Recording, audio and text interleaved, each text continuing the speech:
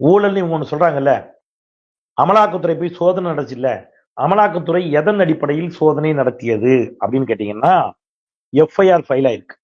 இந்த எஃப்ஐஆரை யார் ஃபைல் பண்ணாங்கன்னு கேட்டீங்கன்னா, மாநில அரசினுடைய லஞ்ச ஒழிப்புத்துறை, லஞ்சம் மற்றும் ஊழல் ஒழிப்புத்துறை இருக்கு இல்லையா, டிவிஎஸ்சி. இந்த மாநில அரசினுடைய டிவிஎஸ்சி எஃப்ஐஆர் போடுறாங்க.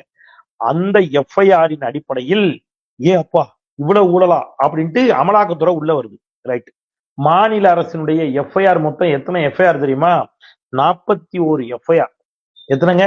41 எஃப்ஐஆர். அதாவது தமிழ்நாடு முழுவதும் இருக்கக்கூடிய டாஸ்மாக் கடைகளில் மாநில அரசினுடைய லஞ்ச ஒழிப்பு மற்றும் ஊழல், லஞ்சம் மற்றும் ஊழல் ஒழிப்பு காவல்துறை போய் என்ன செய்றாங்க?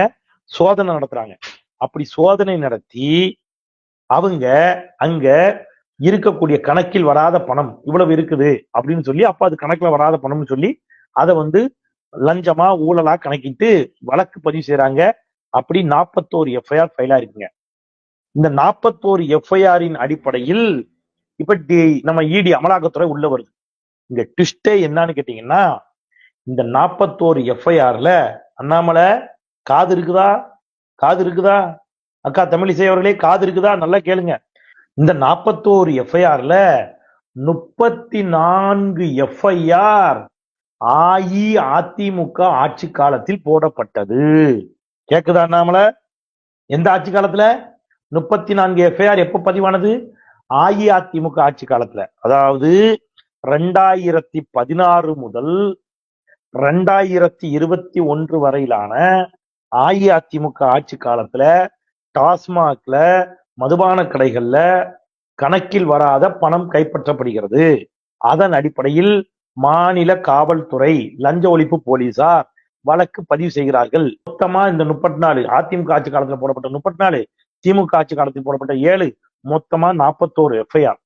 இந்த 41 எஃப்ஐஆரையும் ஒன்னா சேர்த்து அமலாக்கத்துறை எடுத்துக்கிட்டு அமலாக்கத்துறை உள்ள வருது. ஏன் சார் 41 எஃப்ஐஆரையும் ஒன்னா எடுக்கணும்? திமுக ஆட்சி காலத்துல இருக்கிற 7 எஃப்ஐஆர் மட்டும் எடுக்க முடியாதா அப்படின்னு கேட்டீங்கன்னா இல்ல. ஏன்னா அமலாக்கத்துறைக்கு ஒரு சட்டம் இருக்கு. என்ன சட்டம்னா, 30 லட்சம் ரூபாய்க்கு மேல, எவ்வளவுங்க? 30 லட்சம் ரூபாய்க்கு மேல ஒரு இடத்துல வருமானத்திற்கு அதிகமாக அல்லது சட்டப்பூர்வமற்ற முறையில் இந்த மாதிரி எல்லாம் இருந்துச்சுன்னா, பணம் பரிவர்த்தனை நடக்குது, பணம் இருக்குது, ஊழல் நடந்திருக்குது அப்படின்னு சொன்னாதான் அமலாக்கத்துறை உள்ள வரும். 10,000 ரூபாய் 20,000 ரூபாய்க்கு அமலாக்கத்துறை வராது, வரக்கூடாது. அப்போ 7 எஃப்ஐஆர் எடுத்தாங்கன்னா அவங்களுக்கு என்ன கிடையாது, இந்த 30 லட்சம் ரூபாங்கிற அமௌண்ட் வராது. அவங்களுடைய அந்த இது இருக்குல்ல, டேர்ம்ஸ் அண்ட் கண்டிஷன்ஸ், அவங்களுடைய விதிமுறைகள், அமலாக்கத்துறையினுடைய விதிமுறைகள்ல 30 லட்சம் ரூபாய்க்கு மேல இருக்கணும். அப்ப 30 லட்சம் ரூபாய்க்கு வர்றதுக்கு என்ன பண்ணலாம்னு யோசிக்கும் போது, அந்த பழசெல்லாம் எடுறா, அதிமுக ஆட்சி காலத்துல எல்லாம் போட்டதெல்லாம் எடுறா அப்படின்னு சொல்லி அஇஅதிமுக ஆட்சி காலத்தில் நடைபெற்ற 34 எஃப்ஐஆர், பதிவு செய்யப்பட்ட எஃப்ஐஆரின் கணக்குல எடுத்து மொத்தம் 41 எஃப்ஐஆர் ஆக்கி அமலாக்கத்துறை இப்ப யார குற்றம் சாட்டிக்கிறது? யார? இந்த ஆட்சியில் இருக்கக்கூடிய செந்தில் பாலாஜியை குற்றம் சாட்டுகிறது. இப்ப அதிமுகவோட கூட்டணியில இருந்தது யாரு? இப்ப அண்ணாமலையுடைய பங்கு என்ன நம்ம இப்ப பேசுவோம். இப்ப 1000 கோடி ஊழல்னு சொல்றது யாரு? அண்ணாமலை தானே சொல்றான் 1000 கோடி ஊழல்னு சொல்றான். இதுல 34 எஃப்ஐஆர் எப்ப ஃபைல் பண்ணப்பட்டுச்சு? அதிமுக ஆட்சி காலத்துல. அப்ப அஇஅதிமுக ஆட்சி காலத்துல அஇஅதிமுகவோட கூட்டணியில இருந்தது யாரு? பாஜகவும் அண்ணாமலையும்.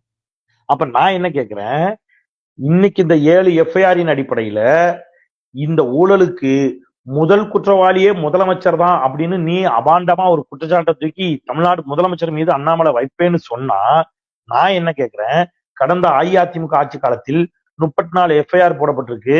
அதிமுக ஆட்சி காலத்துல பெரும் முறைகேடு நடந்ததாக போடப்பட்ட எஃப்ஐஆரின் அடிப்படையில் தான் நீ இப்ப விசாரணைக்கு வர, இந்த ஆட்சி காலத்துல விசாரணைக்கு வர்ற. அப்பவே ஏன் அஇஅதிமுக ஆட்சி காலத்திலேயே ஒன்றிய அரசு இல்லையா, பாஜக ஆட்சியில இல்லையா, மோடி பிரதமராக இல்லையா, இல்ல அண்ணாமலை நீதான் இல்லையா, எங்கேயா போயிருந்தியா, எங்கேயா செவ்வாய் கிரகத்துக்கு சந்திர கிரகத்துக்கு போயிருந்தியா, இந்த அமலாக்கத்துறை இருந்துச்சா இல்லையா? ஏன் அஇஅதிமுக ஆட்சி காலத்துல நடைபெற்ற ஊழலுக்கு திமுக ஆட்சி காலத்துல சோதனை போடுற? ஏன் போடுற?